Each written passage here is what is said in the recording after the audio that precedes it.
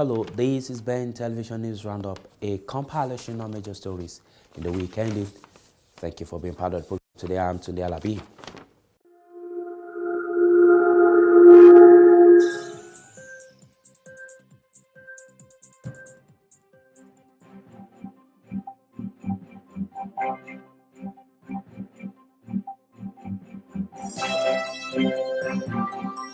Last week, Mr. Speaker, 63 Conservative MPs wrote to the Chancellor to complain that Treasury forecasts based on Brexit negotiations are too negative.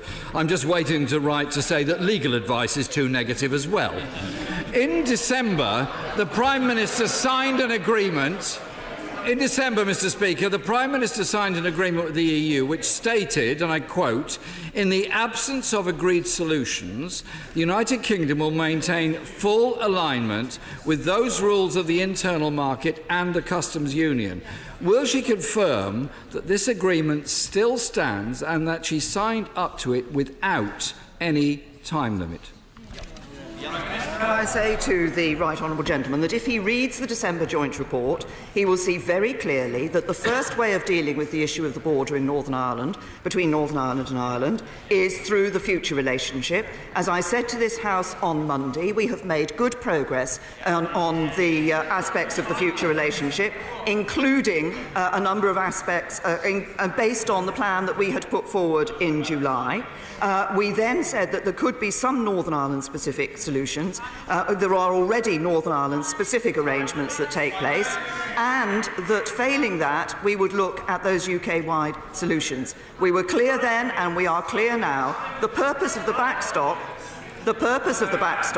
is to bridge the gap between the end of the implementation period and ensuring that the future relationship is in place. And as we have said, I expect the future relationship and intend to work for the future relationship to be in place by the 1st of January 2021.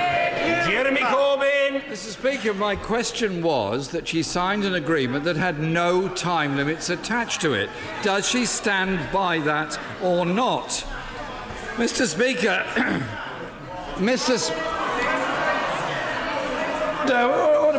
We don't need heckling from either side.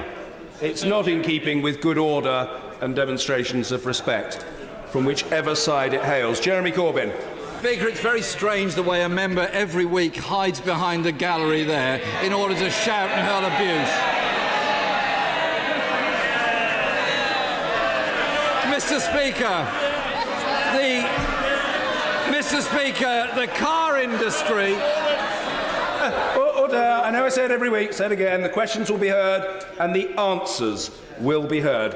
That is the situation. Jeremy Corbyn. Speaker, the car industry is clear that it needs a new customs union in order to secure investment in British manufacturing.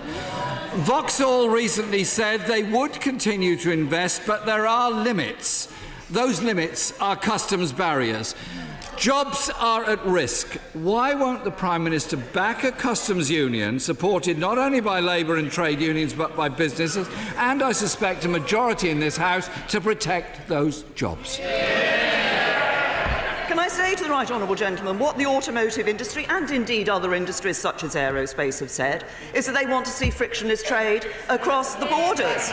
Frictionless trade across our borders is exactly what lies at the heart of the free trade deal that is proposed in the government's plan put forward after the Chequers meeting in July.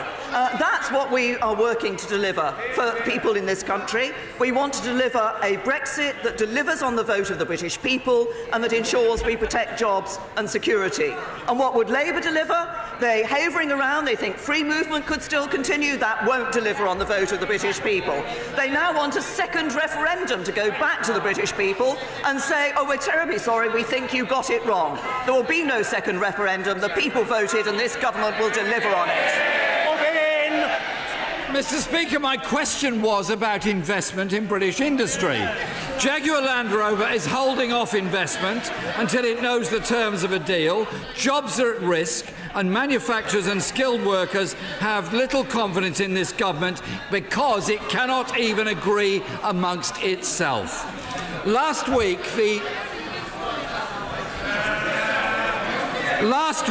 the Public Accounts Committee reported that the Department of Health could not assure us of its plan to safeguard the supply of medicines after the UK has exited the European Union.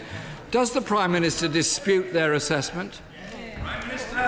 The Department of Health is working. I think the Right Honourable Gentleman was talking about the position in relation to a no-deal situation.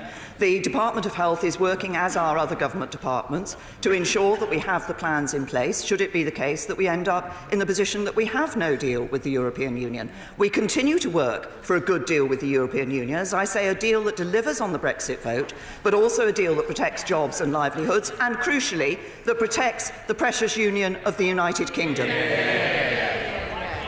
Jeremy Corbyn. The BMA said the NHS is woefully unprepared for this.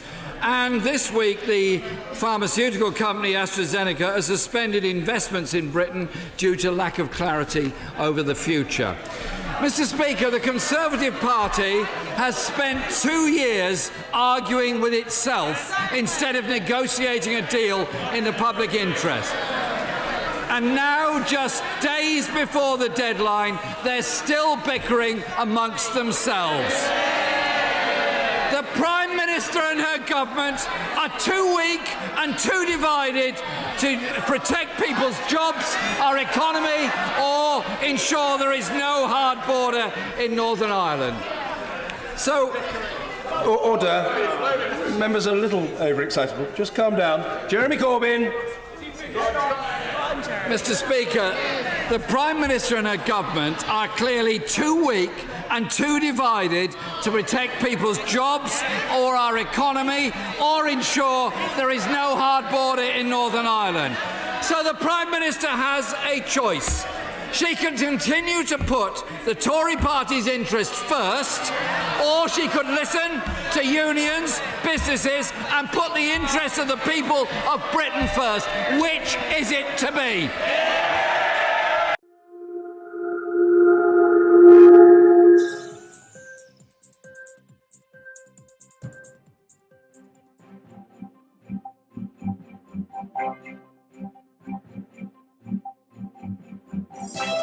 You brought the concrete new proposals to this summit that the Europeans say they need. First of all, what we're going to be discussing over the next few days, I and my European counterparts, are some of the issues that face us now and into the future, issues such as migration, how we counter new and emerging threats to our security. Of course, this Council also coincides with the Asia Europe meeting, and I'm looking forward to discussing the opportunities that presents and those global opportunities with the leaders who will be being welcomed here to Europe. On the issue of our leaving the European Union, I will be talking to leaders tonight about the very good progress that has been made since Salzburg, both on the withdrawal agreement and our future partnership. The teams have been working very hard in order to ensure that we can address these issues. What we've seen is that we've solved most of the issues in withdrawal agreement. There is still the question of the Northern Irish backstop, but I believe everybody around the table wants to get a deal. By working intensively and closely, we can achieve that deal. I believe a deal is achievable, and now is the time to make it happen. If they offer you another year on the transition period in order to help get this deal done, would you accept it? What we will be doing is looking at the issues that we need to address in relation to the backstop on Northern Ireland. I believe it is possible, by working together, to find a resolution to that issue, and a resolution that ensures that we are able to move forward with the full package, with the future partnership as well. Considerable progress has been made since Salzburg. By working intensively over the next days and weeks, I believe we can achieve a deal that I believe everybody wants, and a deal that is in the interest not just of the UK but also of the European Union. Do you expect them to give you a summit in November? What I expect is that tonight we will be able to talk about the very good progress that we've made since Salzburg. Yes, there are differences remaining on the Northern Ireland backstop issue. By working intensively together, I believe we can resolve those issues. I believe we can achieve a deal. As I say, a deal is in the interest not just of the UK but also of the European Union.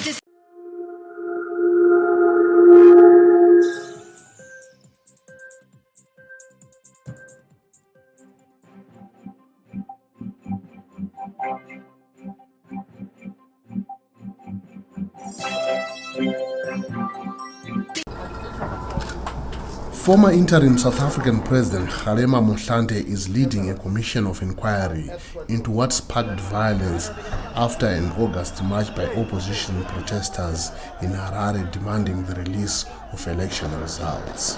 Some say the army used the live ammunition on protesters. Motlanthe says it's time to find out what really happened.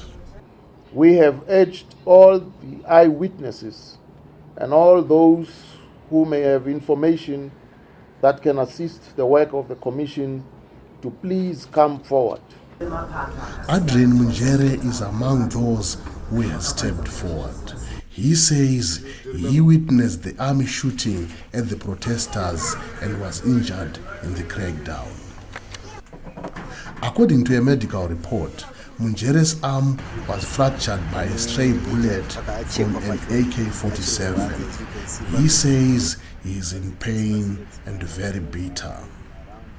I'm not in a position to really review why I'm bitter at, but I'm not in a good mood.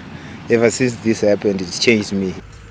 He says he has spent more than $10,000 from his pocket and from well-wishers for medical treatment. The 31-year-old says he has lost most of his income since the incident and is struggling to look after his family.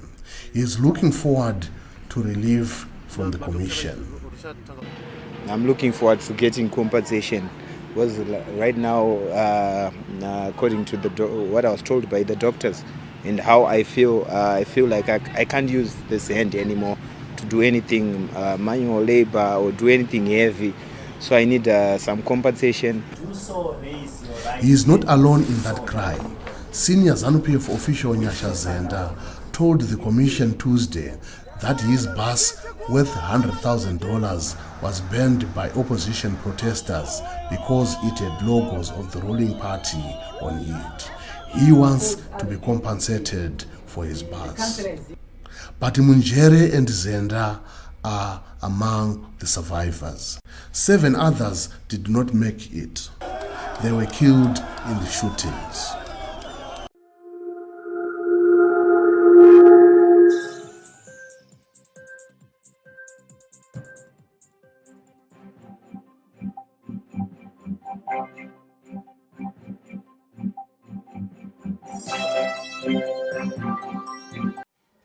October 14 brings back awful memories for Alice Ilmi, a Somali father of 12 children who survived Africa's deadliest terror attack. On that day last year, Ilmi was almost burnt to death when a huge truck bomb exploded at Mogadishu's K5 junction. Ilmi was just a few steps from the blast, the deadliest terrorist attack in African history.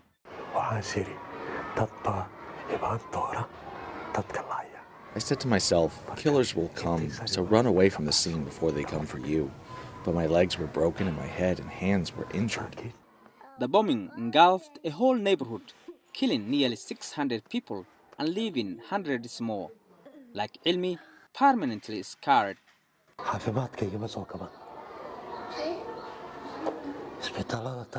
My biggest worry is that the hospitals in the country can't do much to treat me. Shrapnel is lodged in my throat. It's what's blocking my voice. Freelance Somali cameraman Al Nursiat was on assignment for VOA when he was killed in the attack. Other victims were left with psychological wounds. I was taken to Turkey for treatment, but the attack left a major impact on my mental health. On Sunday, Somalis gathered at the site of the attack for the one-year anniversary to honor the victims, paying respects with a minute of silence. Somalia's Prime Minister Hassan Ali Khairi told the crowd the tragedy has brought the country closer together.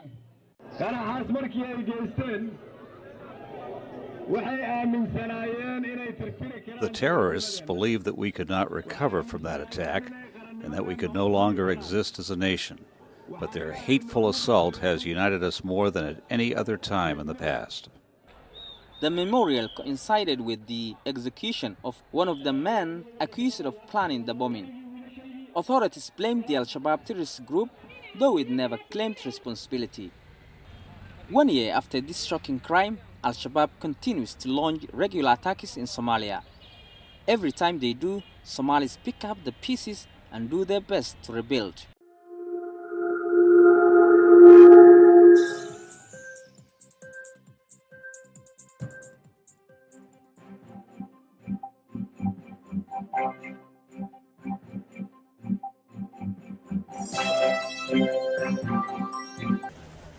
As Turkish police examined the Saudi consulate in Istanbul Monday for signs of Jamal Khashoggi, attention turned to Riyadh.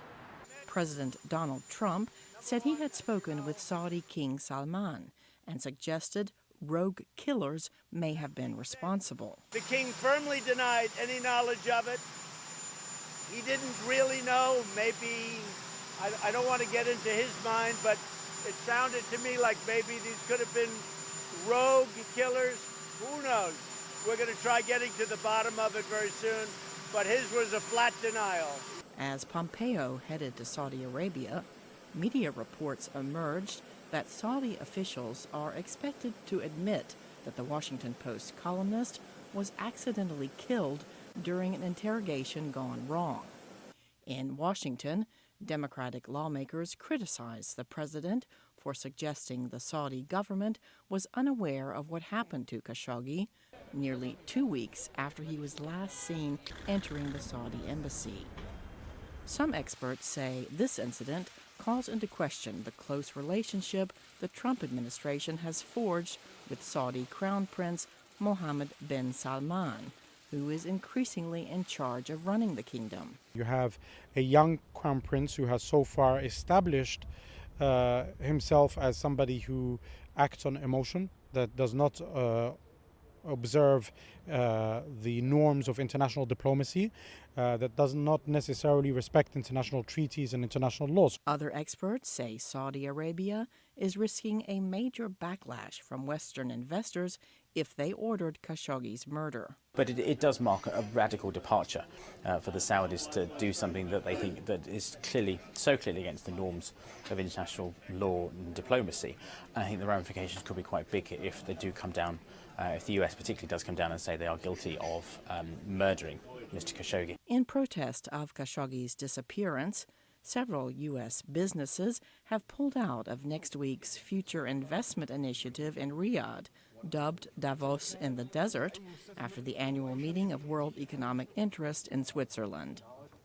With our report, we conclude the news roundup for this week. Thank you for being part of the program. I am Tunde Alabi. Enjoy the rest of your week. Bye. Regardless, residents settled abroad, living outside the shores of one's homeland can really be challenging and sometimes very difficult. Let's be sincere, to keep pace with updates from the host country abroad can really be difficult. Here on Dialogue in Diaspora, we give you every information, every news, every current issue you need to know on happenings outside the UK. Dialogue in Diaspora is your link between the world and the United Kingdom. It's your window to African development. Here, live on Ben Television.